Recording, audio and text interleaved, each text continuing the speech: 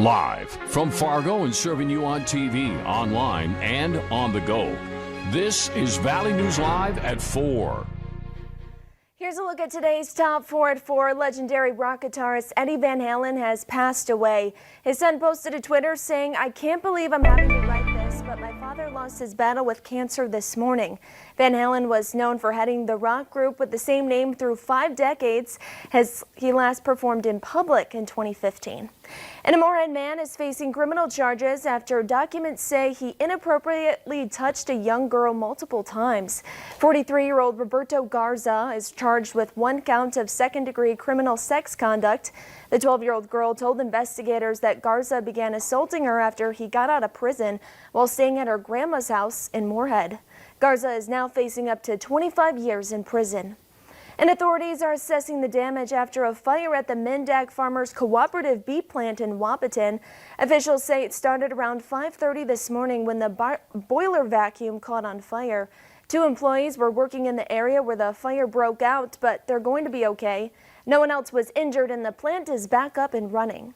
And President Trump has ordered a stop on COVID-19 negotiations with Democrats. This caused stocks to drop suddenly this afternoon amid the uncertainty.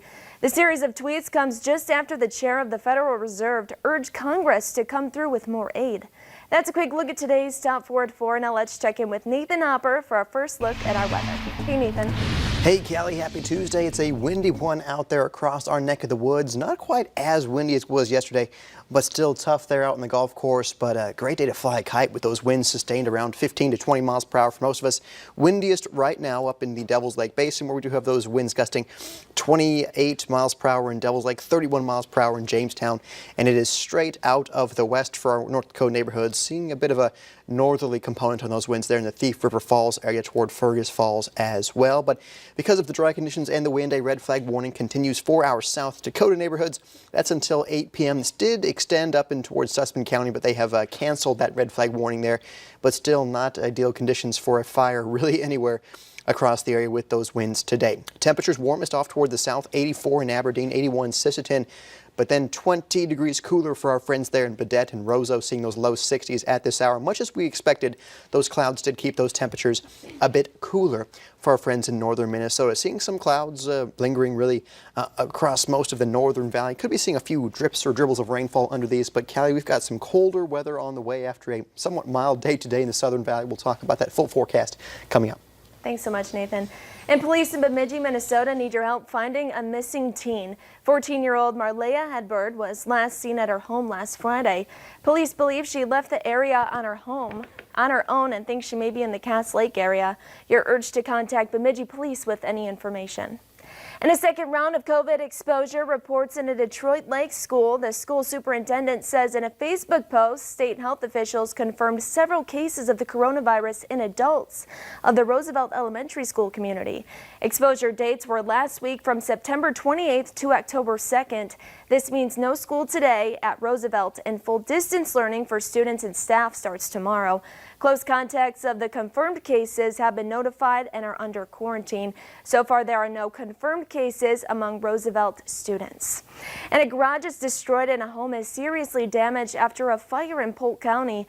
The Sheriff's Department says they got a fire call around 2:30 this morning at the 30,000th block of 340th Avenue Southeast in Hill River Township. When authorities got there, the garage was fully engulfed in flames and the fire was spreading to the attached home. Everyone who lives there got out safely, and officials say they're working to figure out what caused the fire. A new video shows moments before a duck hunter in Crow Wing County was rescued over the weekend. The sheriff's office says he fell in the cold water and was stuck floating for hours. Gordon Severson explains how a drone may have saved the man's life. It was truly a life or death situation. Crow Wing County Sheriff Scott Goddard says the 911 call came in around 5 o'clock Saturday night. The caller reported hearing someone screaming for help in Rice Lake, a marshy, bog-filled wetland popular with duck hunters. They could hear, a person yelling for help, but still weren't able to see him. When deputies arrived, they too couldn't hear where the screams were coming from. So they fired up their drone, and within a few minutes, they found a 60-year-old duck hunter in the water clinging to his boat. He had been in the water, according to him, for a number of hours. The water temperatures are are cold enough now that hypothermia is a true threat. Goddard says the drone saved them valuable time. Without it, they would have been searching for several hours in the dark, putting the hunter and the deputies in danger. It's why the sheriff's office started their drone program 3 years ago. But Goddard says this was the first time they had to use it for a water rescue. One, actually, we can deploy a life jacket from. So you actually have a drone that can carry a life jacket. We literally can drop it in their hand. It's pretty cool. Yeah.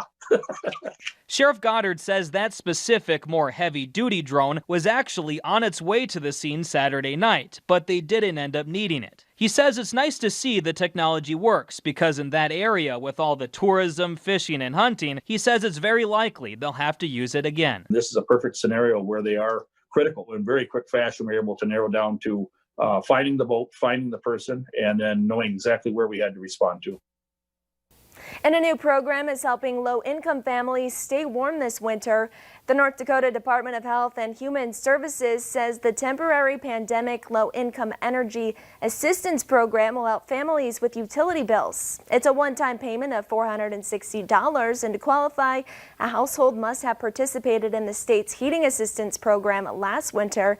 Qualified families will be getting a registration form in the mail.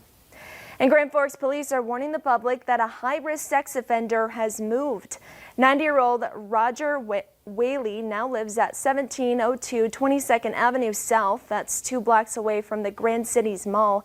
This is the second time Whaley has moved in just over a month. He previously lived about 3 blocks from the Grand Forks YMCA. And in 2018, he took off his GPS tracking device and fled the area. According to the state, high-risk sex offenders are the most likely to reoffend. And President Trump was discharged from the hospital yesterday, so the race to the White House is back underway. We'll have the latest next on Valley News Live at 4. And a fairly comfortable night in store for us. Mild temperatures there, seeing those 60s on the map, maybe some upper 50s in the cooler spots there. Northwest winds do calm down a little bit this evening. For our friends in Grand Forks, expecting some clouds to linger for us this evening. Again, calming winds. We'll break down that full forecast next.